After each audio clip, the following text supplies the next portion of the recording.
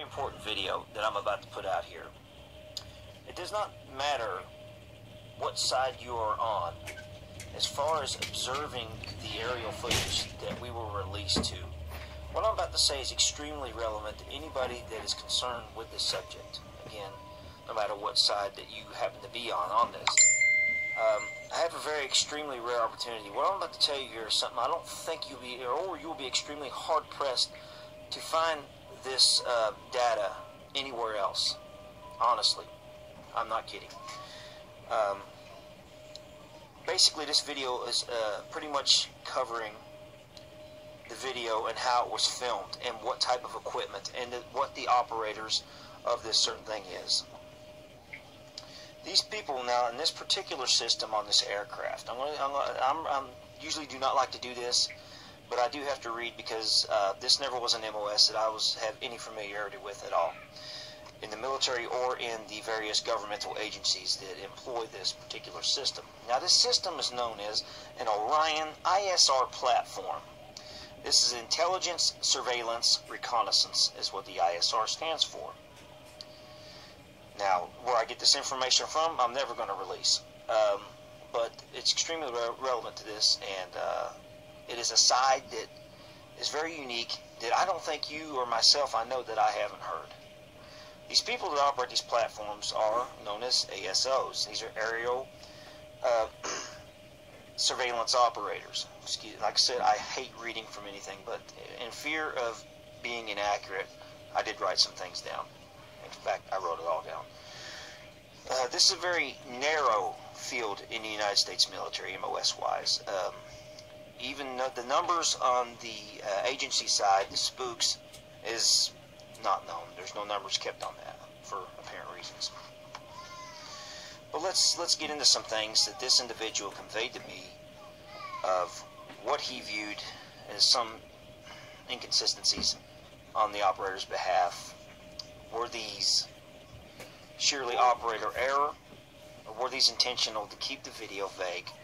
Is something we're going to have to further examine, and you will have to pretty much fill in your own blanks on that. Again, this is the Orion ISR platform. These are consistently found on manned aerial vehicles, not drones. When I asked this individual, well, what made you think that this was indeed the Orion system platform? He said, look, I looked at this screen in combat for 506 hours. I know what this screen looks like. He's saying that this screen basically is consistent with what he's seen on this particular system. He did not say that it was something that may be similar. He said it was indeed this system. Again, this is human operator.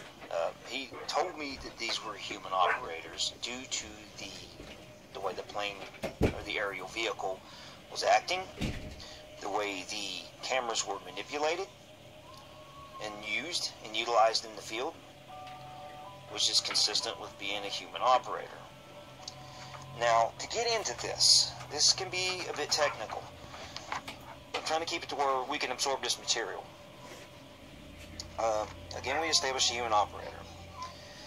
There's something on the system known as EO wide and EO narrow. This is the view settings, and you've seen the switch. Now, this operator told me he would have been in EO narrow due to its capabilities. If you noticed, it was panned back a lot, and there was one instance in the video where it did zoom in once, and he said that was it switching to EO narrow. EO stands for Electric Optical System. That's what it stood for. There's a big problem with this video.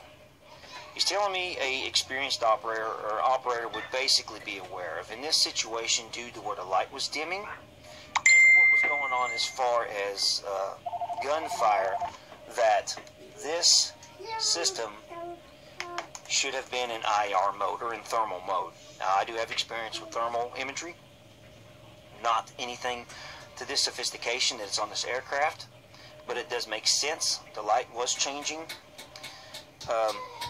This thing should have been in IR mode. It would have showed a lot more. It actually would have showed the occupants in the vehicle through the glass. It's capable of that. Let's see here. The operator never did go into EO narrow, which is odd. It's funny because he he would have went in at EO narrow under normal circumstances. In order to gain a better vantage, you noticed in the video that there was a lot of obscuration, and that is a word we use in the military. It may not be one that, but the target area was obscured by trees or ground foliage. Judging by what he has seen in the video, it's consistent to him that that aircraft was operating within a 3,000 to 5,000 altitude. He said he would have never operated in that altitude because that's why you're having the tree obscurities. He would operate at a much higher altitude, and he would have had a different orbital pattern. The orbital pattern, a long oval or a long O, would have been utilized in that and would have helped on several different things. Most likely would have gained a better picture, a more stable picture on the ground.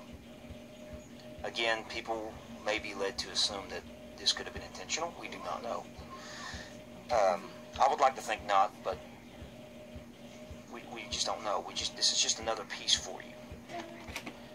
Now, this is a system in IR mode or in thermal mode that in combat can spot IEDs being placed, and there's several hundred of them that this system is capable of catching and did catch because of ground disturbance and the way it changed the thermal signature to the ground as opposed to the ambient thermal signatures of the earth around it. This is a 96 megapixel camera. You notice the resolution on the video, even though it's been handed down quite a bit, is quite poor. It's due to operator error and some things we just don't know. He said that it was consistent with what he's seeing to a 2-mile orbit, which is a standard operating procedure for the ASOs that do that job. They like that. I mentioned the trees. Of course, a basic operator would have switched to the thermal. I would have switched to thermal.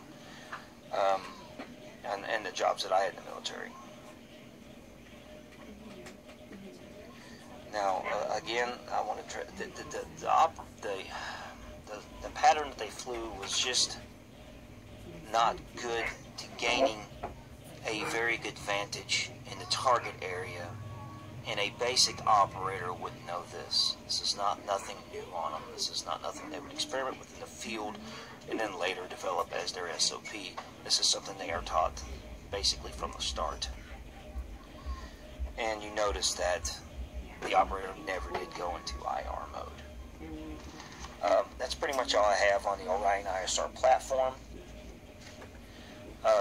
This is something that you use, another tool in your war chest to use for whatever. Sorry, this is a pretty long video, but that's pretty much it. Sound like Red 4 Golf out.